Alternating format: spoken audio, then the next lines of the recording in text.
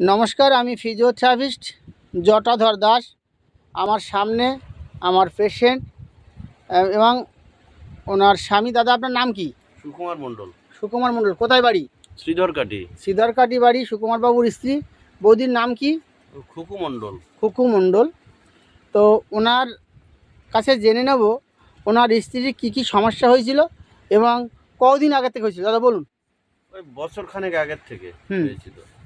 উনি হাঁটাচলা করতে পারছেন না? কত মাস হাঁটাচলা করতে পারছেন না? পুজোর পর থেকে, মানে অক্টোবর মাস থেকে। তাহলে অক্টোবর, নভেম্বর, ডিসেম্বর, জানুয়ারি, ফেব্রুয়ারি, মার্চ, এপ্রিল, 7 মাস। 7 মাস উনি একদম হাঁটাচলা করতে পারছেন না।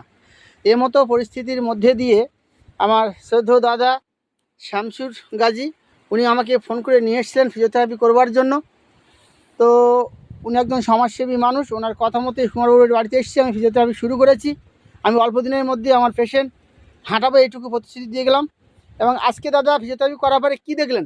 আজ অনেকটা ডেভেলপড হয়েছে বলে মনে হচ্ছে। হ্যাঁ, তো আমি জটাধর দাস, ফিজিওথেরাপিস্ট। আমার চেম্বার যোগেশগঞ্জ বাজার, রায় মেডিসিনের কাছে।